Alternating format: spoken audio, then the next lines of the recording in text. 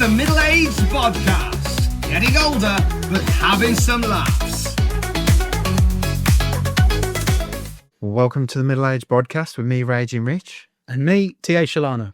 And T.A., we have a special guest with us today. We've worked with his podcast co-host previously, but we haven't had the opportunity to chat with Dan from Gaming Views, and we are delighted that he is here. Dan H. from Gaming Views. Hello, boys. How we doing? Yeah, not bad, thank you. Yeah, obviously you have to make sure you get the letters right, don't you? Because it's Dan P and Dan H, so we don't get that confused. Dan P obviously joined us back in season 2, but you've obviously just not that long ago actually launched then the Gaming Views podcast. Yeah, back in May. Yeah. So we're going for a couple of months now, and then we've obviously introduced the reviews, which has been a fun little side gig, kind of your too long didn't reads, little excerpts at the end of a review you couldn't be bothered to read. But that's the kind of attempt that we're doing, and we're in. I hated them at the beginning because it's not my appearing on camera chatting to someone. I'm absolutely fine with appearing on camera, just me having to have a conversation. Just a rabbit in the headlights. So I've kind of been, but I'm getting used to them, and there's a couple I've done recently that I've enjoyed. So yeah, it's been a journey over the last couple of months, but really enjoyable one. Yeah, because obviously Dan has done sort of like a couple of 100 episodes of his casting views, which again, obviously Rich and I had also appeared on in episodes. And so what sort of led to the new podcast and your wanting to then, I suppose, do a podcast together? Yeah, so it was a really interesting way it came about. Well, for me anyway, because Dan and I have known each other for quite a period of time, and we probably last year realised that we only lived 5 minutes walk away from each other, which was a bit of a shock to both of us. We knew we lived in the same town, but hadn't spoken in a while. And then when we caught up, we were like, "Oh, you live really close." So I said, "Do you fancy going for a dog walk?" Because I've got a dog.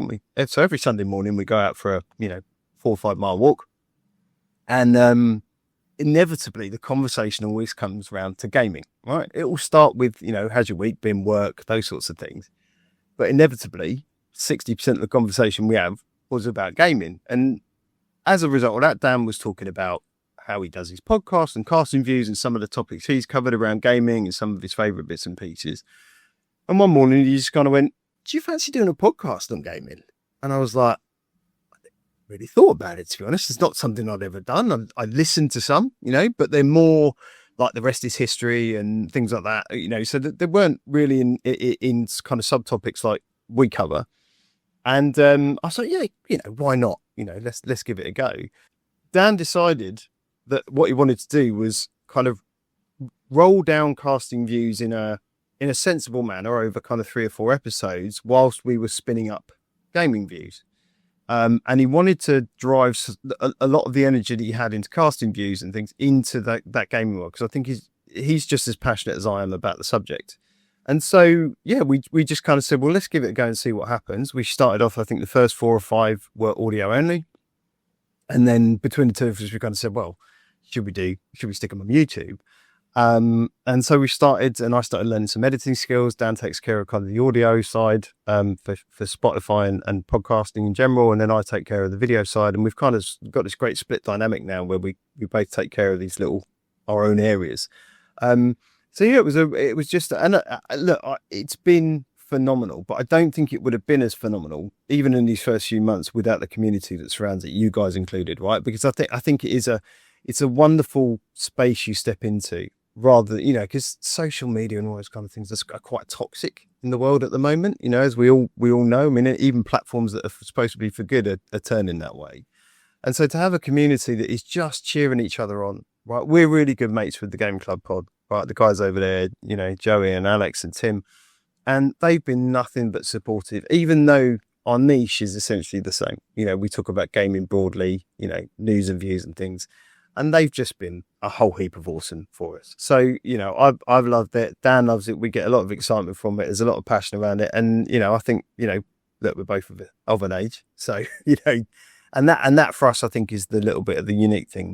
We're both, I'm 50 next year, and we're still gaming and still going strong. And, there's definitely, certainly from a lot of the comments we've had from either on podcasts or on YouTube, a lot of people of a similar age who still have that same excitement about it. So yeah, it's been really, really good. Excellent. Well, you, as you say, you've only been doing gaming views for almost 20 episodes now, but you actually did have, in August, you had TV and radio presenter Iain Lee join you as a guest. Yeah. Now, I am a gamer, and T.A. isn't really as much of a gamer now as he was a few years back, but we really enjoyed that episode, both of us.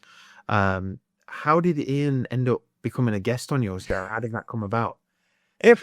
It was proper random. So he's not a friend of the family. He's not someone we know. He's not, he genuinely, Dan's a big fan of Iain Lee, and I have been. I've known of Iain Lee, used to watch the 11 o'clock show and seen some of other stuff for his Rise appearances and all that sort of thing. And I know he was on I'm a Celebrity, but Dan was a bigger fan and has got, he's probably seen the episode where he pulls out his record and things like that. Dan's a super fan. We joked about him getting a tattoo, I think, on the episode, but he just said to me one day, he said, "Oh, look, I watch Iain Lee's podcast. He does a kind of retro podcast." And he said, should I drop him an email and just see if he'd want to appear? So he dropped him an email with, a link to our stuff and didn't think anything of it.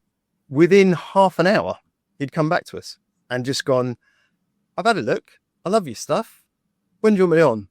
And we actually had him in the pipeline for maybe about 2 months. And unfortunately, he got ill when we were due to do the episode. And we thought, has he just kind of gone, yeah, oh no, I'm really ill, and didn't want to do it.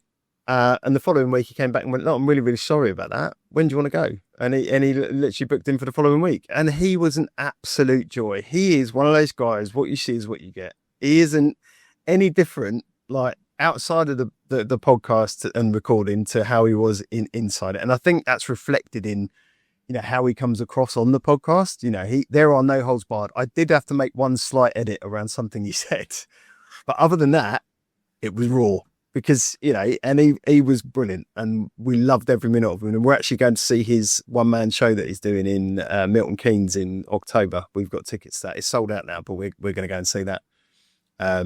Yeah, he's a good player. We still talk to him on email at the moment. We're still chatting with him, and he's actually doing something I think this will go out afterwards, so it's fine. The chat we're recording with the guest we've got on Tuesday is actually, he runs another video game site, YouTube channel, but he's also friends with Iain Lee, and he's the guy interviewing him for his one-man show. A chap called Dave Turner, so he's coming on, and Ian's actually provided a bit of a surprise for him on the podcast for us to drop on him. So it's kind of, so we're still chatting, still communicating, and he's just such a lovely down to earth guy. Oh, that's brilliant. I was going to say that comes across in the episode as well. It was like a fairly forthright discussion, wasn't it? It was just an open discussion, and it was great. I thought the thing he did that was great was, obviously, did Dan P introduced him, and then he gave that great story about, "Oh, that's a great introduction because I've had to do it so many times and it can go wrong and whatnot." And it's like, and you're doing that with somebody who's been, a professional in an industry for so long, to say that and whatnot. I thought it just flowed really, really well as an episode. It was the scariest bit, I think, kind of knowing you're going into an interview with someone who is a professional interviewer, and you're like, "Oh my God, are we going to balls this up?" But no, he was delightful, and he was so understanding, and as you say, really, really complimentary of Dan's intro and how he approached it. I mean, it certainly adds a layer, doesn't it, when you've got somebody like that on? But it shows how good it was because, as Rich said, I'm not so much of a gamer, but I watched the whole episode. Yeah, I appreciate that, and all these little things count, right? And it, it was a joy to record, and a joy to see it go out there, and I'd love more people to see it because I think he really does come across as such a lovely guy. And we spent, for a gaming podcast, maybe 30% of the time talking about games, and everything else was about him and his life story and backstory. But that was always that's always been the intent of Gaming Views, has been to get into the kind of this flow state and just have a conversation, like this, just have a chat with people and kind of go, well, that's what people want from a podcast, right? They don't want to be told what to do. They want to, listen to people's lives and be interested, and people watch a bit, and, and that's what we wanted it to be. So I'm glad it came across that way. Oh, it did, definitely. I mean, you're saying about the emailing to him. I mean, it's a similar story with us with Liz McLaren. We genuinely just mentioned it randomly in an episode, and she sort of reposted that on Instagram. I remember someone I worked with going, "You want to ask her to be on your podcast?" I went, "I'm not doing that. That's ridiculous." And then she put something online about going somewhere on the train, and I went, "Oh, I flew to Prague last year. I wonder if you can do that on the train." And I just put a comment on, and she replied to it. And then we were going out for a mate's 40th birthday, and I just, before we went, I went, "I'm just going to message her, see what happens." And we were out, we'd had a few drinks, and while we were out, got the message, "Yeah, I'll do it." And we're going, "Oh my God, what's going on?" And like high-fiving and stuff. I don't think our mate was very happy. He was like, "Oh God, what's going on? For our birthday." Yeah, we look like the happiest people in the Weatherspoon. Happiest people ever seen in a Weatherspoon. It's like, You got the birthday present. you know, because it was like sort of same, again, similar thing. It was the same day response. So you just kind of quite surprised. Well, I think we put people in gilded cages, don't we? And we say, well, they're famous, so there's no way they're going to talk to the little people. There's no way. But at the end of the day, they put their trousers on one leg at a time, just like we do. And you just kind of go, they're just humans, right? And if they like what they see, or if they're going to want to be a part of it, and it's lovely that I have a confession. I do need to listen to the Liz McClellan episode, and I will.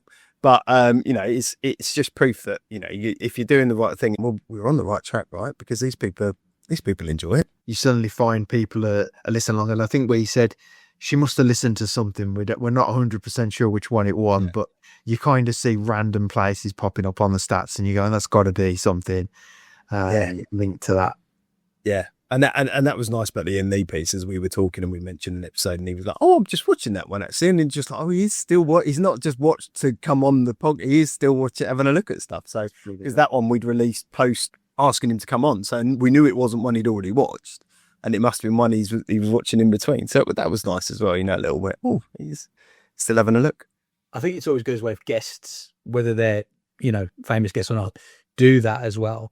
Because sometimes when we've had it where you have, and these weren't famous people, but they come on, and we actually had, I'm not going to name who this was, but was Googling our show during the interview. And you're like, "Oh, really?" Not doing the research, not knowing who you boys are. I quite often, over lunchtime, if I'm working from home, I'll take the dog for a walk over the fields, and that's my podcast time. And I quite often, yours is the one that I quite often listen to, because I'm really enjoying your journey around health and fitness. And I was listening to one, it was a few weeks back now, but where you were talking about the scale dodging and the issues you had with the scales and stuff like that. And I was just walking on chuckling to it, because I was like, that's the sort of thing that you do. And you go, no, definitely it was the floor. I mean, we have lost a little bit of weight, but weirdly we're actually at the same weight at the moment. Wow. Okay. Is that a height thing? Rich is a bit taller than me, yeah. Because that's going to play into it as well, right? There's a height differential and a thing like that. Well, that's his excuse, anyway. It's definitely not the pizzas and lasagna. I'm telling you that now. So what's going back to gaming then? What's the changes in video gaming do you think have been really positive for the industry, and are there any that you're not so keen on? What I've quite enjoyed the rise of recently is more of the kind of indie and AA developer type stuff. I think for a long period of time, particularly over probably just pre-COVID, there was a lot of emphasis on these AAA throwing tons and tons of cash at a game. Your Call of Duties, your Assassin's Creeds, those sorts of things. And it kind of dilutes the market, because everything just becomes homogenous, whether it's a mechanic or whether it's a kind of trope, or, they all become a similar thing. And you kind of go, "Oh, it's just the same thing I'm picking up and doing." Being able to relate to more of the kind of indie developers and the people who aren't afraid to take a chance, right? They don't have an existing audience that they know they can just repeat or put a battle pass out to or something like that, and seeing that, I think that's just been buoyant for the market in general. Some of the bigger games, that you look at over the last few years, whether it's, Vampire Survivors or Dead Cells or Balatro or something like Blueprints, they've all come from indie developers who haven't been afraid to kind of go, "I'm going to do something a bit different." One of probably my favorite game of this year so far has been Blueprints, which is, a random mansion building game, which has never been my sort of thing. But I sat playing that game, making a notebook full of notes around the puzzles and how deep that thing goes, and it just had me hooked. you know, and so it's been really nice to see some of that stuff come through. I think a lot of, look, price is always going to be a problem in the gaming market, right? It's a huge industry. It's a bigger industry than the music and movie industry combined, right? When you include mobile gaming and things like that. So revenue wise, it's just gigantic. So, and that's, you know, probably why Dan and I look at gaming, because we're kind of like, well, it's so broad and it goes on forever. We're never going to run out of content, which is nice. But, you know, pricing, it does price some people out of what they can either play or be a part of, you know. And so we wanted to give a little bit back by talking about these things and, you know, raising some awareness around some of these things around the industry, around pricing. That's why kind of our news and views episodes are all about, you know, what's happening and what's the latest on it and what's our opinion on it. But yeah, I mean, look, the running joke between Dan and I is Dan loves his retro stuff and he's more kind of, you know, whereas I'm always you know, I'll be the first in the queue to buy something, you know, so if it comes out, I buy it and then I get buyer's remorse and I'm kind of like, why did I buy that, like the Switch 2 that sat there gathering dust over the last 2 months, or, you know. But we just want to give a view to people that, you know, we've got a lovely blend of opinion in the show. You know, Dan doing his whole bit around how he sees things, what he likes. He loves football. I can't stand the thing, you know. And so we get this nice blended view. But yeah, back to the pricing. I think it's just more around, you know, there's lots of stuff that are launching and coming up. And I think it's about trying to keep, particularly if there's a lump of plastic that you buy in like a console, how do we keep those prices down? How the gamers have a voice in that as well? Because you've seen a lot of that recently. So some of the more negative stuff around Microsoft and Nintendo and people raising prices exponentially on a game from 50 quid to 70 quid. And more recently, you saw Microsoft kind of step back and go, oh, we're not going to do that. We're going to, you know, come back to a more reasonable price because the community kind of won't bother buying it then. You know, so I think, you know, it's not all sunshine and roses. But yeah, I like that we want to go out and support kind of the more indie and AA titles in that respect, and we tend to try and highlight them more on the show than we do the big bombastic stuff that comes out. I mean, there'll always be a place for it, but yeah, it's a mad world, the old gaming scene. Well, it's like you said about the AAA stuff. I mean, I'm a big fan of the Spider-Man games and things like that, but the costs of them, and there's like 3 different versions that you get and all of that. I mean, for my sins, I buy the wrestling game every single year. I buy the WWE game, and the last couple of years I pre-ordered it. I get the DLC with it. The DLC is awful, and you get more and more tacked on. You get the microtransactions that are added into them. You get all this stuff now. And what happened to the days where you had like the game? You just bought it, you've got it. You don't need updates. Yeah. It just plays and it's fine. And I actually found I get more enjoyment sometimes from the games where it's a complete thing and there's nothing additional for it, because sometimes that DLC is not really adding the value it should be. I mean, the WWE one, they just added 3 basketball players as DLC to it. All right, well, I'm never using them. Yeah. It's becoming a common thing, isn't it? The whole, you know, monetization and microtransactions piece in the marketplace to the point where some publishers are kind of going that we promise there's nothing like that in the game because they realize it is putting people off. And it has become a mass market for it. And again, a reason why we're not so big into some of the more bigger games, because they're the ones that generally are the culprit, the protagonists in terms of doing this stuff. You're like, you know, we're going to just release a game. We've got an audience we know, so let's release something with that. So a recent one that we called out recently was Vampire Masquerade 2, which is, you know, there's kind of, in the original game there were kind of 3 additional vampire clans that you could choose as your starting character, if you like. But because they recognised that they were really popular, in the second game, they've locked them behind a paywall. So you have to pay additional for that pack to get that. And it's like, come on, dude. I mean, you know, you didn't need to do that. You chose to do that. And again, the furore from the gaming community was such that they've gone, all right, we've heard you and we're going to reconsider our approach, and they haven't announced what they're going to do. But, you know, and the problem is, like I said to Dan on that cast, their finance arm and branch will have figured all of this stuff into their calculations for revenue generation and for, you know, their forecasting. They're not going to go, yeah, sure, just give it away for free now. So, you know, a lot of them do this stuff, and it is one of the things that I genuinely cannot stand about the gaming industry is this need and drive to monetize everything and make it, you know, about. And I've said it before. I'm very strict with my kids when they come to me and go, "Oh, can I get some money for Fortnite, or can I get some money for Roblox?" I'm like, "No, you're not having it, because it's throwaway. You want to buy a skin that you're never going to look at after a week, and it's going to cost you a tenner. Why don't I just burn that? I'll just burn that tenner. That better be easy, right?" So, yeah. It comes to a point from a consumerism point of view as well, where it becomes almost, and it's not just gaming, is it? There's a lot of other things in entertainment now, where it's just almost insulting women in a way that, you know, going back to when we were younger, you couldn't do that. I'm thinking back, you know, obviously when I would have games, I suppose when I was younger, they were quite expensive anyway. Yep. But, you know, you've got the game's the game. Yeah. You know, they couldn't do this kind of thing other than re-releasing or doing something new. But now it's this with everything, isn't it? It's so we'll just add a bit more on and a bit more on, and it's really difficult. And I think it comes to a point where sometimes you become, like you said there, where there's a backlash almost. Does it make them at least consider somewhere about what they do with this kind of strategy? Yeah. Versus, you know, you can't completely alienate your consumer to the point where they move away from you if you're not careful, and then you lose what revenue you potentially would have had as well.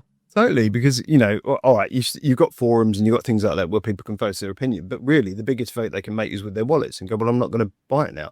And what was really interesting that just this week, so Silksong 2 released, which game has been waiting for 6 years, right? The first game was incredible, you know, became a massive cult hit. They've now just released the second one, came out this week, and I was reading an article just this morning that was saying what was lovely to see, but was that people who pirated the first game are basically going, no, I'm paying for it now, because those guys deserve everything they get in terms of, you know, financial support. So that, I think the first game released at 15 quid, this one released at 20, or it was 10 and 15, something like that. But they're going, no, I've realised it's worth the money. I shouldn't have done that. I shouldn't have pirated that game. I'm going to put the money in the pockets of the people who deserve it.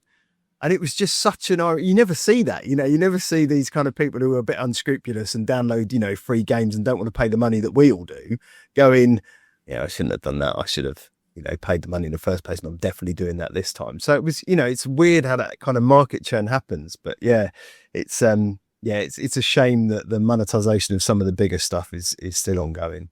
Yeah, it doesn't seem to be going anywhere. Yeah, I mean, the way that it's all changed has been crazy. You mentioned you're not a fan of football, but Dan P is. But I play a lot of, well, not so much now, but I did play a lot of FIFA. Yeah. Talking about the microtransactions and stuff. I mean, actually, it's the same game every year in truth. Yes. You play Ultimate Team, you open up some packs, you get some players, you go, great, the year ends, and you're like, I've got this massively overpowered version of someone, but here comes the new game, and that's all gone away, and you're trying to play a greedy one. Yeah. Ridiculous. But Call of Duty doing it now with their skins and with their, you know, it's the same thing, different skin or different format. They're just doing it, and it's churn, and it's, you know, well, we can make a quick buck out of it. And I think the worst thing about it is they're preying on the kids. You know, they're literally, it's all because the kids will go and bug their parents, and kids, you know, look, like I said, I'm nearly 50 and I'm playing this stuff, right? And I've got a bit of common sense. I don't have to ask someone to go and spend my money. I can spend my money on what I choose to.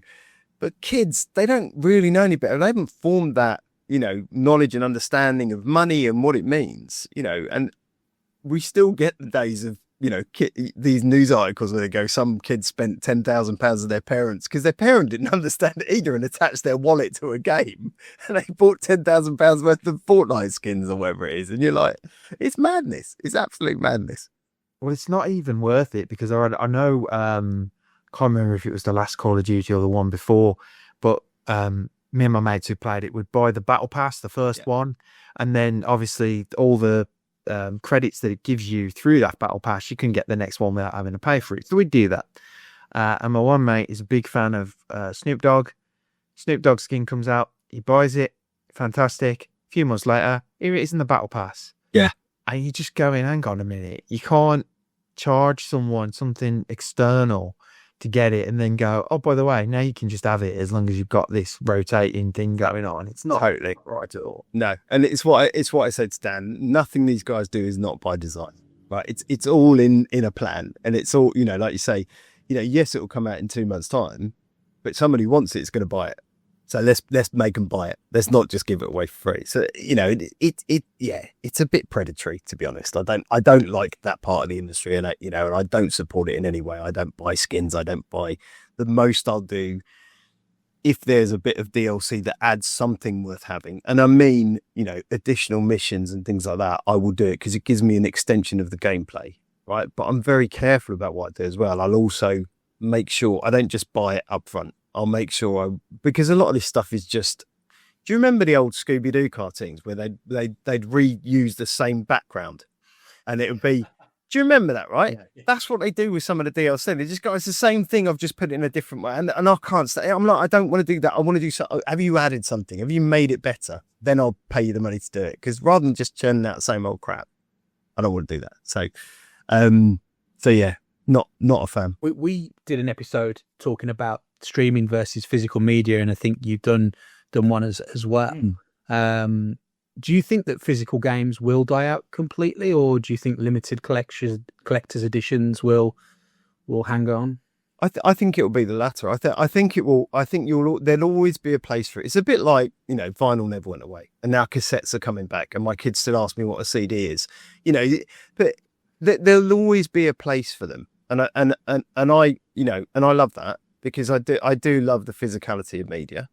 But I think that the world is only moving in one direction when it comes to technology. It's only, you know, that whole Moore's Law thing. Everything is just, every few months, it's just something new, something, you know, AI is the latest thing. We all know this. But with the advent of AI and, you know, what that can do for us and how that can push things forward without a human being needing to put the thought process into it, particularly when you think about things like AGI and things like that, what we're going to end up with is storage doesn't even become a problem anymore. Using the cloud or downloading or streaming there aren't going to be any blockers to doing that. The console will inevitably be just something that connects to something else and you play all your games from that thing. You know, you won't even need a drive. You won't even need storage. Because it'll all just be there part and parcel. You know, that could be 10, 20, 30 years.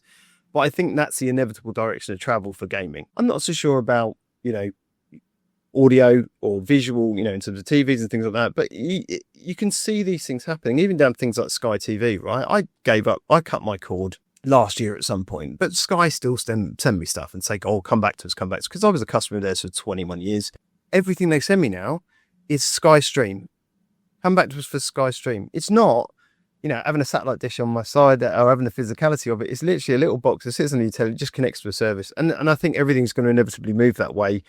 Storage is going to become cheaper. I mean, look, I'm not going to get into how the impact on the environment, because obviously all of these things require water cooling or require electricity or require, so there's vast impacts for this stuff as well.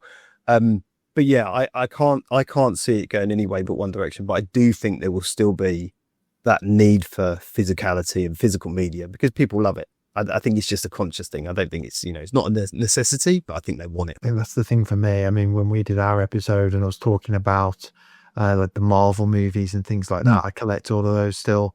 I know there's Disney Plus, but I don't pay for Disney Plus because why? I did when it first came out and we were in the pandemic and watched a few of the shows and they were great. Then the quality just nosedived. And I thought, you know what? It's not worth it. And actually, I've got all this stuff I could be watching. I don't watch some of the stuff I own enough. I do subscribe to pretty much every subscription service there is, I think, with it, except for Paramount, which I probably should because I love Star Trek. So I should qualify. I'm a massive nerd, right? So my office where I'm sitting now is surrounded by about 30 pieces of or builds of Lego, mainly Star Wars, and mainly the Ultimate Collector series stuff. I literally have a boxed Millennium Falcon sitting next to me that I have no space for, so I can't actually build it. I've got Transformers everywhere. I've got Deadpool's head. I'm a massive Marvel Star Wars nerd. Like I'm a geek. So, you know, I'm totally with you on that. But I wanted the ability to watch, you know, I said I kind of love jumping on things as soon as it happens. And for me, that streaming thing gives me that. I don't have to buy a DVD and wait for it to arrive. I could just watch it if it comes out. But I think we have to make people consciously aware. You never own this stuff. It is not yours, right? You are renting whatever it is, right? Whether you're on Apple Music or whether you're on Netflix or whatever you're getting, even if you're buying a movie on that service, like if I buy a movie from Apple, right, and I watch it on the telly, that's not mine, right? At any moment, they can decide that ain't yours anymore. So, you don't own it. And that's the beauty of physicality and physical media is at least it's yours. I own it. I have it, And in the format as well, because we talked about that, where the censorship angle becomes where then even if something is still available, is it available in the original format because somebody's decided that's not acceptable now, or they've cut bits out and all that sort of stuff. And that's another thing, isn't it? Where when you've got an original version of something, that never changes. But yeah, you watch something on various services, you'll actually get different versions of the same thing on different things of what somebody's decided to take out, edit, all this sort of stuff as well. I mean, just look at George Lucas and the original Star Wars, right? There's so much hunger for the original cut of Star Wars, like to the point where people have done their own edits and released them online because they want what was originally there. Han Solo shoots first, all that kind of stuff. And then they have the audacity to kind of go, I think it was Kathleen Kennedy was like, oh, well, we're going to do a special showing of it in London or whatever. And like the tickets sell out in an instant because everyone's going to go. And I'm sitting there thinking, but you've obviously got it. Like, it's not like it doesn't exist. You could, if you chose to, because, you can convert, physical media into digital media. You could do that and release it.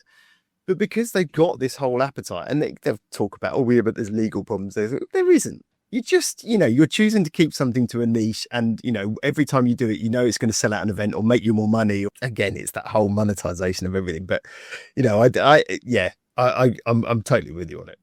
It's a bit like the Snyder cut of Justice League, is it? Oh, yeah. They released it and it was like, it's never coming out. You're never going to see it. Pandemic comes. Oh, we've got this streaming service. What can we put on it that's just going to be able to be done? To put the Snyder cut out and give it everyone.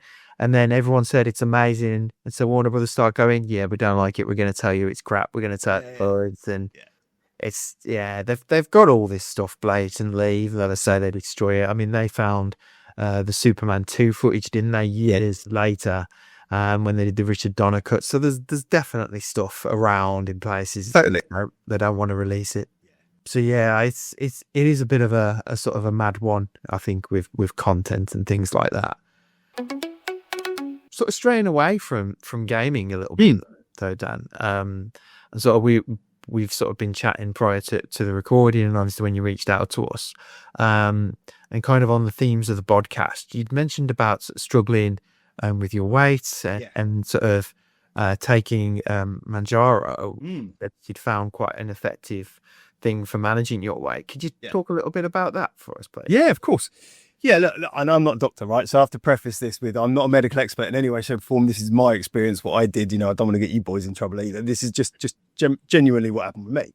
So I think ever since I kind of went, like post-puberty, went into kind of adulthood and found beer and pizza and, my own funding, like most people do, you kind of overindulge and whatever. And I never really recovered from that from the age of probably about 26 or so, and I, from that age, I steadily got bigger. Look, when I was a teenager, I was a lanky streak of nothing, right? Genuinely, I was about 6 foot tall, but skin and bone. And then got into work, like you say, you find beer and things like that. And so by the time, I think at my heaviest, I was probably around 20 stone. And I don't know what it is in kilos for people who work in that way, but I'm old school. And then, and I have to be clear, I had tried everything, right? Fasting, keto. I signed up for Joe, I can't remember his name, before he became super famous. Joe Wicks, right? Before he became super famous, I signed up for his 3-month, I can't remember what he called it back then, but his plan, right? And I had a consultant. I've done all. If there's a fast way or a let's call it an unsustainable way to lose weight, I've done it, right? And it hasn't been sustainable for me. I've done Slimming World, right? I've done Weight Watchers, genuinely, right? And I am not saying, and this is why this is my story, not everyone else's. They did not work for me. So probably about 2 years ago, I had a genetic test, right? So I wrote off to a company that do this stuff. I think it's called DNA something. And they came back, and what was interesting about the report, other than, your risk of cancer and all these sorts of things, was there was something quite glaringly on there, was that there is a hormone in my body that I lack, that I do not produce. And that is the satiation hormone. So the hormone that tells me that I am full, right? And my old man's got it, right? And some of my other family have got it.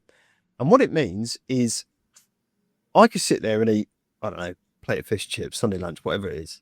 And I will eat that, and I will sit there and go, again, easily, and I could consume that, and I could, and I hadn't really recognized that. But I took in the information from the test, and I was like, it makes sense, blah, blah, blah. Went on my merry way, tried other things, working out, I used to run religiously, right? So I used to run at least 2 or 3 10Ks a week. I couldn't do any more than that because I'm old and my bones hurt, but that was kind of my distance. I used to run 5K races quite regularly as well, until I got injured in a car accident and had to stop that. And that kept the weight down. I'll never say it kept it off. I never, from the time I've gone over about 16 and a half stone, it never really went back down past 16. Even with running, even with going to the gym religiously, all of those things. So you don't kind of register, and but subconsciously, I think you kind of going, well, that can't be right? I mean, you see all these people and all these influencers and everyone talking about what they do and how they, and do these things and you follow plans, but it's not working. So Christmas comes this year. I should say, by the way, that as I did this, so when I turned 40, I did no beer for a year, so I didn't touch alcohol for a year, and actually, 2 years after that. My wife decided to do it, and I did it with her, and we haven't drunk since I was 42. So 7 years? So we've not touched alcohol in 7 years. Right? I'm not saying alcohol's bad, by the way. Alcohol's great. I love alcohol. I haven't got any chips. I'm not on a plan. I'm not on a, I don't go to AA. I'm just saying we made a conscious choice not to do it. Barely made a difference. Genuinely barely made a difference to my weight or anything else. So anyway, it gets to Christmas this year. We go away on holiday. I'm not very well. I have a chest and throat infection. So we spent 4 nights in Norfolk. But unfortunately, my wife had to look after kids and take them out. And all the things we planned around going for a New Year's Eve dinner and stuff, I was in bed ill. But it got to the end of that, and I went back to this report. I was just out of interest. I was like, I'll just have a look at it. And while I was doing that, I'd been reading some stuff about Mounjaro and the potential impacts it had on weight loss and what it would need. And I went down a bit of a rabbit hole, and I went, do you know what? I'm just going to order it, because what's the worst that can happen? I've lost £100 on a dose of something that might or might not work, but I'll give it a go. Now, what you have to understand is I hate doctors. There's no phobia. I'm one of those blokes who's like, I don't need to go. I'm all right. I'll be fine. I never bother going getting checked out. I never do any of that sort of stuff.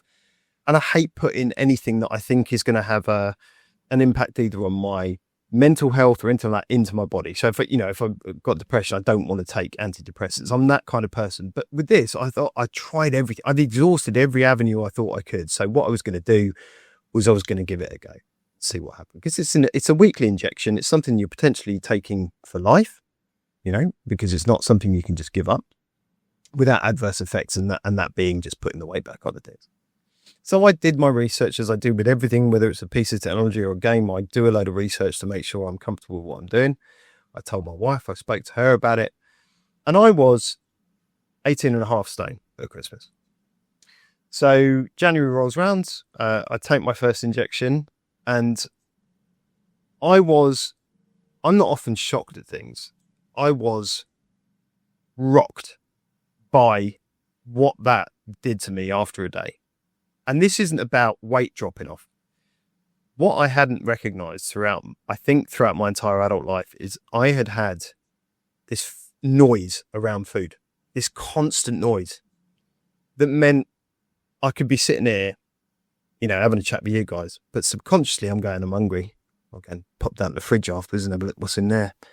Or I'm just, in the kitchen making a coffee, and I'll pick up something there off the side and eat it, not a spoon, like a biscuit or something, but it would be a constant thing. I took this drug, and this is my experience. And almost overnight, that went. And unless you experience it, it's really hard to put into words what it means for someone who's had it the whole time. It was gone. So you just weren't getting No food anymore? No. Or what about what was the impact on your actual intake then of food as well? So it's quite aggressive to start with. I have to be honest, right? So the first thing you take is a 2.5 ml dose, which is a titration. So it's does this thing have an adverse effect on your body? Much the same as they do with any drug. They give you a tiny dose to make sure there's no adverse effects, and then you go up to a medical dose, which for Mounjaro is 5 ml. So I took the 2.5 ml, and you take that for 4 weeks to see what the effects are. But for me, I was what they call a super responder, which is someone who it immediately has an impact on, that small dose. So food noise goes away, appetite goes away. I was genuinely struggling to put more than 400 calories a day into my body, right? That doesn't mean I was forcing myself to eat. I was just being very sensible. But the thing combined with that is I'd had years and years of always being hungry, but not recognizing that's what it was. So it does two primary things. One is it stops you feeling hungry in terms of it activates that thing that or that thing that I'm missing, that satiation hormone. It replicates that, so I feel full. But the other thing it does is not quite slowing down your metabolism, but it makes you fuller for longer when you eat. That's the other kind of effect it has, as well as helping lower blood sugar levels and things like that. I was never pre-diabetic. I was always healthy when I did have tests done in that respect, but always obese from a measurement perspective. So, and again, this comes down to this height thing as well. You know, if you're height, and I'm broad-shouldered, so I can carry weight quite well, but I'm still medically obese. Because they do it by the BMI, don't they? Correct. Yeah. So BMI wise, I'd always been on that, probably in the wrong end of it. So doing those two things, just like I said at the beginning, that was really the only side effects I had. Was struggling to put enough calories in. But it didn't, I never found it affected me. I think because my body ended up living off fat for quite a while, and like when you always do weight loss, as you guys will know on your journey, when you first start putting a plan into effect, your first couple of weeks, you will see a dramatic loss in weight, mainly because of water loss. So I'd lost, I think in the first week, I lost 7 pounds. And in the second week, like 5 pounds. So, within 2 weeks, I'd lost nearly a stone. Which is insane when you think about it. But it was just from not eating enough, probably, because I was probably managing 800, 900 calories a day. And I was tracking all of this, by the way. I've got an app that tracks all of my calorie intake, and, I weigh myself once a week, not every day. I just make sure once a week. I think you guys do the same, right? Once a week, that's your day, same time. So I was doing all of that.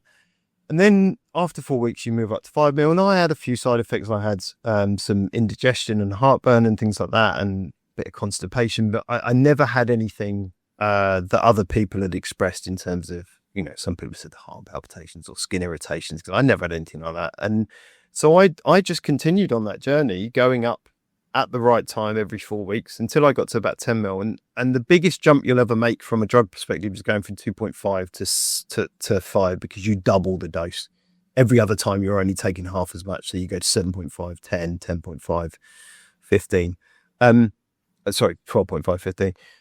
It was when I got to 10, I was like, actually, I'm pretty happy on this. I think I'll stay where I am. So I stayed on that for about 3 months or so. I think I stayed on 10, 2 months maybe. But then again, the food noise started to come back a little bit towards the end of a week. So I moved up to 15. And ironically, the minute I started moving up to 15 was when the costing thing changed across the UK, and Eli Lilly kind of almost put 160% on their prices and things like that. So then I had a choice, and I was like, well, what am I going to do? How am I going to continue? Because if this is a lifetime thing, I don't mind spending 150 quid a month if that means I can continue to keep the weight off and feel confident and happy with me. Because mentally weight has an impact. It's not just about your health, your physical health, it's your mental health as well, and it had added a lot to my levels of depression over the years, feeling that I'm not the person I could be, because I'm worrying that I'm not going to be around for my kids and all that sort of stuff. So, it'd been a big impact. And then that happened, and it was like, well, what am I going to do now? I mean, I'm now down to just over 14 stone. right? So it's had a big impact for me. It's had, I lost 4 and a bit stone, and I felt brilliant doing it. And I have to caveat, I have not in that period of time, not for want of trying, but just because of stuff that's going on at home and at work, done any exercise. I have not lifted one weight. I have not gone for one run. I have done nothing. And it has just been a byproduct of taking Mounjaro. Right? So for me, it was a huge success story. And I am ever thankful that I took that and it's worked for me. And I will continue to try to. So when the pricing came in, I bought kind of 3 pens to make sure that I had enough to last me. But what I will do on the last one is, because they last a month, is start titrating down so that actually I am on what they call a maintenance dose. Something that will keep me going, but allow me to still maintain the weight. I don't really need to lose any more weight. I don't feel I'm overweight. I'm not obese, but I'm not back in the healthy yet from a BMI perspective. But again, it's that height weight thing. It's, there are probably hundreds of American football players who are all medically obese, but some of the fittest people in the world just because of their size and scale and muscle and all that sort of stuff. So, but what I will do is once the house is done, we're having the lounge and stuff done at the moment, I will, and my gym is in the garage, which is now full of crap waiting to be put into the house. Once that's clear again, I'll start introducing a workout regime every morning like I used to, and start running again, hopefully as well, because I feel like I'm capable of doing that now I've lost enough pounds. So yeah, it's been a massive journey, and one that it's not been without its pain points, but I am grateful that it is something I did, and actually a little bit proud of it as well, because people often say, well, it's the drug, it's just the drug, it's cheating. It's not cheating. What it's doing is allowing my body to operate in the way it was meant to. So for me, that's why it's done it. I don't, and I would never advocate someone who's, 2 pound overweight to go, well, I'm going to go and take it to lose that 2 pounds because I want to look like a movie star. That's not what this is about. Right? This for me it's something that has worked when nothing else has, even though I have tried, and I have tried to the point of failure on stuff, and been exhausted trying things and gone without food and gone without, just to try and lose a few pounds. And I don't have to do that with this. I can eat normally and sensibly, albeit less than I used to. I mean, it's an incredible change. I mean, just doing some of the, the sort of figures, in my head were, while, you've been talking about this, and you kind of talk about that reduction in the calorie intake. You're sort of going from what is meant to be like 2,500 calories a day for an adult down to, a few hundred, to like 70-80% drop there and whatnot. That's it. Now, the difficulty of fasting with nothing else that's so hard, isn't it? Yeah. Mentally trying to do that. I think anybody who's tried things like, I'm thinking like 5 to 2 and all that kind of stuff, even that is for a couple of days out of a week is quite difficult. Yeah. And then sort of in terms of your weight, you talk about losing 25% effectively of your body weight in, over the period of a few months. Yeah. Is quite an incredible stat. And of course, the thing is, when you do start the exercise regime again, you're starting from a point of view of you're not carrying the extra weight, which makes that easier on your body and all the rest of it as well. I mean, it's interesting you mention the price rise, because that is something we'd noted, coming into this in the news, that of all the things going on in the world, I don't think the one thing that I saw coming was Donald Trump having an impact on this. But, the makers have said it's pressure there, I think, that's driven the price up, because he's keen for it to be lower priced in America. And achieve that through charging other countries more. So I suppose that, from a costing point of view, that's going to preclude it maybe for a lot of people as well. And I think that's a massively sad thing, because I'm part of I guess you call it a community now, right? So when I started this journey, I wanted to listen to what other people's experiences were. Like I said, as part of this research, so I joined a group on Reddit, and there's thousands of people on this group, right? It's a UK based one. But there are people from the US and people who chip in occasionally. But I wanted to understand people's experiences before I jumped on it. And I wanted to understand how people were coping with each dose, and what they felt, and what other things that had happened for them. And what's really sad is, for some of these people, this is literally life or death. Right? And I don't say that lightly. I talked about the impact on mental health, right? For me, it was a part of my depression, maybe a bigger bit than I ever let on, but it was a part of it. for other people, it is literally the thing that is stopping them from being tipped over the edge, because they've changed who they are physically, which is helping them mentally to be more confident, to do more, to, live better lives. So to strip something away at the behest of a orange idiot because, he just wants something cheaper in his country, right? And Eli Lilly are guilty of this, right? Because they had a choice. They could have gone, well, let's just make it cheaper everywhere and not put the margins up. And the margins are massive, right? This stuff costs, I think it's like $7 or something to produce, and they're selling it for 130 in the first place. So, exponentially, they're making money already.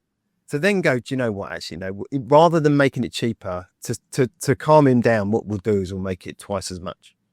So for some people, this is having it won't do that for me, because I'm not in that place. But I do appreciate, and I say this not from rhetoric, I say this from reading stuff people are putting in there. Because the thing that's wonderful about this forum is, for a lot of people, because it's quite anonymous, it's a very cathartic exercise to be able to say, this is how I feel about where I am now, and this is what it means to me.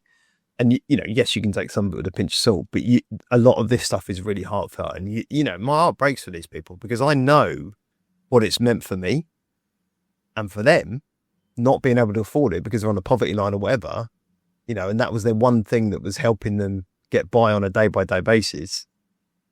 When that's drugs for you, right? But that's a big thing with pharmaceuticals anyway, isn't it? But it also, I was just thinking, it kind of tied back into our earlier conversation, even with the gaming, around the commercialism side of things, about that profit generation and that totally boardroom shareholder argument over, everything else is always always an interesting conversation, whatever the topic is. It's interesting that we had two topics that are totally, completely ends of a spectrum there, and they've literally come into similar, dynamics. Always comes down to the bottom line for anything, and everyone else is just a number for these people. And that is the unfortunate truth. There are some good eggs out there, but, those people outweigh, the bad outweighs the good, 50, 60, 70 to 1 in most cases, so it's a real shame. And, the problem is you can't do anything about it. I mean, yes, their profits will go down because of the people who aren't buying it, but they've hooked people on something that, people are going to scrimp and save to get. I don't know what the answer is. Yes, there will be something. That's the worst thing about it, these Facebook pages and things like, because some of the stuff that's happened while I've been on this journey, and some of the people who've kind of gone on there, I remember there was one chap who'd kind of posted this picture, like people do with in hospital with a thing in their arm going, this is what happened to me, and, my kidneys failed, and, and it was like heartbreaking and a bit scaremongering. You're like, shit, he's been on this drug and this is what's happened. And then you read down the post, and it was nothing to do with that. He'd bought what he thought was the drug off of Facebook and injected himself with it, not from a chemist like I do. So just to be clear, so I am monitored. My GP knows about all this, right? I didn't get it through my GP because the conditions for GPs, I think they've changed recently, but you had to be a type 2 diabetic and have 2 related health conditions. So I would never have qualified for that because I was none of those things. So I chose to get it privately, but I had a consultation. I have a monthly consultation. I speak to my GP. My GP knows about this. I had a, because I'm old, I had to have a nurse's appointment this year. I was open and honest about it with her. We talked about it. So none of this is undercover or private. But I think at the beginning of my journey, I was very conscious of that, and I didn't tell anyone. My wife was the only person who knew. I didn't tell my kids. So my 2 youngest, my oldest kids know. They are 27 and 28, so they know. But my 2 younger kids, because they're young girls as well, I'm very easily influenced by things. To say, I'm taking a weight loss drug is totally the wrong thing to do for us. So we've just kept down the cover. But yeah, I've never spoken about it outwardly until now, really. I mean, I've had a conversation with a few people at work who've asked, and someone who I work with who is also on the similar journey to me. But yeah, I haven't really outwardly talked about it. So this is quite a nice thing to be able to do, to have a chat with you guys about it, because it's, I think helping people understand the awareness around this and around the, the cost implications and the impact it's having on people is an important thing as well. But yeah. It's interesting. I mean, the other thing, just off that topic to some degree, but I'm sitting here and thinking, you're talking about the fact that you're 50 next year, and I think you became a a granddad last year. I did. I'm looking at him, and I think this came up on one of your episodes as well. Was he doesn't look old enough to have nearly 30 and be a granddad? I'm sitting here thinking we're younger than him, and he looks younger than us. It's that same thing. But It goes down to genes, I think, rather than anything. I mean, there's pretty amazing things, obviously, in terms of, obviously becoming a granddad and then obviously the big 5-0. So, I mean, how are you feeling about, one, being a granddad now? It does seem weird saying it to a guy who looks way younger than us. But because you imagine when we were younger, granddads were like Old men, 50-year-olds were old when I was young. And how are you feeling about reaching the milestone of turning 50? Yeah, the granddad one's an interesting thing. My daughter, bless her, she had a very tough journey to becoming pregnant. And we supported her. My daughter and I love her to bits, and I'm not with her mum. We split up when my daughter was about 3 years old, but I've always been a massive part of their life. They lived with me half week on, half week off, so they've always been, I've always had shared parenting in a 50-50 way with them. So therefore been part of raising them and everything else. And we've always had a very close relationship. She's always felt she could share anything with me, whatever it was, and vice versa. We've always been very open.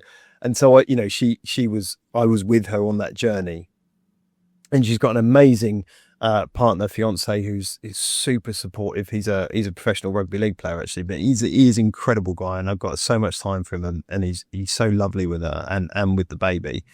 And yeah, so it wasn't really a shock about, I'm pregnant, you're going to be a granddad, because it was inevitable given the journey she's been on. And she's, like I said, she's 27 now. But I don't think of her as 27. I still think of her as my baby. So that, from that perspective, it was a bit weird going, girls having a baby. But having said that, I don't think you can help but feel a little bit older when you're told, and when you hold that baby in your arms and go, it feels like only yesterday I was holding you in this same hospital in that way, on the same ward, weirdly. So she was on the same ward where she was born, and only 10 years before when my other girls were born. So yeah, you do inevitably feel a little bit older, a little bit creakier in your bone. I mean, look, every movement comes with a sound effect at my age, right? So, and it's like I always say to Dan, back pain is just youth leaving the body. That's how I feel every morning. So you do feel a little bit older, but any of that is washed away. And he's just such an amazing lad. And the minute, I nearly cried the minute my daughter sent me a message saying, I still get a lump in my throat now. So he's got my name as his middle name. And it was just such a lovely experience and thing. And, to go and see him just after he was born. And so yeah, she's quite a way away. So I don't get to see him that often. But she sends me videos every day, and she says me, so it's a wonderful experience. And yeah, but in turning 50, I don't know what to make of it. I'm genuinely a bit stuck about the whole. I don't feel 50. I'm not sure that's gaming or Lego that keeps me young, but I don't feel. Do you know what I mean? I don't feel 50 years old. I mean, I moan all the time about how old I feel, but actually, mentally, I'm still about 12. It's the thing, though, isn't it? I hear a lot of people talking about this, especially as people get particularly a lot older. Yeah. I mean, we had an elderly neighbour who was still up to date on things that were going on and popular in different things. And it's that keeping yourself mentally fit and young and stuff. You don't then age so much. Whereas those people who kind of, I don't know, give up almost. Yeah. They just suddenly age and away it goes. But yeah, I think you're right. And the other thing I think we've heard of more recent times is it always used to be people talking about 40. But now more recently people are saying that 50's become the new 40 to some degree. Yeah. And 40's become almost the new 30. So it's not as, it sounds random, but it's not as old as it once seemed. Maybe, I don't know. Yeah. I think the kids thing keeps you young as well, because if you do the math, right, I've had my son's 28, 29 nearly. So I've had kids. So he was born just before my 21st birthday. So literally 2 months before my 21st birthday, my son came along, and I now have kids that are, my daughter's about to turn 12. So I've had children continuously since I was 20. I have not had a time when, now quite often I moan about that and go, I haven't had a break. I've literally been raising kids now for the best part of 30 years. And like my wife looks at me because her kids, I mean, she's an amazing stepmom, like before they were born, but for her, she's only really been a mother for, 12 years. Like double that and add a bit, and that's me with kids. So when I moan and get frustrated, she has to take into account that's because it's been such a long period of time. But the flip side of that is it also does keep me young because I have to feel like I can keep up with them. Part of the weight loss journey was about that. I didn't want to get to 50 and not be able to kick a ball about. My daughter's a footballer and she's amazing at it. She's incredible. She plays for a local team, and she's awesome. Well, I don't like football, but I'll happily kick a ball about with her or throw a frisbee or whatever. I don't want to feel like I can't keep up because I'm overweight or because, there's something I haven't done for myself. So that was part of that decision as well. But they do keep you young. I think you have to keep up. So one of the teams I run at work, when we go, the change manager in there runs a 5 minutes of Friday fun, right? So every Friday in our call meeting, he runs whether it's a quiz or a bit of fun or whatever. And this Friday he asked 5 questions about Gen Z or Gen Alpha, right? And I'm proud to say I got 4 of them right, right? Out of kids in that call who were like 22, 23 years old, and I got 4 of them right. And I came top, and I'm like, the only one I didn't get was Italian brain rot because I've never heard of it. But yeah, exactly. That was my face when they said it. But there were questions like Skibbity Riz and Labubu and all this stuff because my kids talk about this stuff continually. Yeah, it sounds like I'm talking gibberish, which is what the other people look like on the call. I managed to answer them, and everyone's looking at me going, "How did you get that? Because you're old." But it's because of my kids. I wouldn't have known about it otherwise. So yeah, I think having the children and doing, I think it does keep you young, and it gives you an excuse to behave or grow up disgracefully, maybe. Fair enough. I think we're coming towards the end of the episode. So obviously, thank you very much for joining us. But we do have a tradition on the podcast, do we not, Rich? We do indeed. So Dan, we like to give the floor to our guest to sort of end the episode with anything that they want to give for words of wisdoms or wrapping up their episode. So if there's anything you'd like to say to our listeners or anything, just sort of general words of wisdom, the floor is yours. Thank you very much, gentlemen. And thank you for having me on as well. It's been an absolute pleasure. I really enjoyed it. Like I said, I love your guys' stuff, and just getting the opportunity to chat with you and have a nice conversation about stuff that I don't openly talk about sometimes has been a pleasure. So thank you first. Like I quite often say to Dan, and I said it to him this morning, and there must be tons of this in our WhatsApp chat. How you do something is how you do everything. Right. So, whatever you choose to do it in a way that best fits you and continue that through with everything you do. And that's how I try to live my life, whether it's one day a little bit better than the last day or, whatever it is. And, and that was, it's not a piece of advice, but I think it's a choice that we make, right? We can choose to look at things negatively, and we can choose to be down about things, and we can choose to try and find the positive in things. And I think if you do that and you continue to do that, things can only get better. So look, and the only other thing I would say is, look, as we say on almost every podcast, you do you, right? I'm of an age now, and I think Keanu Reeves said it, he said, if someone comes up to me and tells me that 2 + 2 is 5, I just go, sure, of course it is. Because, there are enough idiots in this world that will tell you false truths and rubbish and nonsense, and I think you just have to let it go and let it, water off a duck's back. And I've got to that age now where I'm just like, you do you, sure, whatever. So yeah, keep playing games, keep enjoying what you do, and yeah, you do you. Fantastic. Thank you very much. You're welcome. One more middle-aged podcast in your life? Of course you do. Follow us on social media for behind-the-scenes stuff, extra larks, and all our latest updates. We're on Instagram and Threads at Midaged Bodcast. Facebook's easier. Just head to facebook.com/middleagedpodcast. If you're still hanging on to Twitter or X or whatever it's called now, we're at Midaged Bodcast. And if you're on Blue Sky, it's at middleagedpodcast.bsky.social.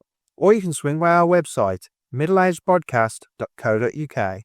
Give us a follow and stay in the loop. Cheers for listening.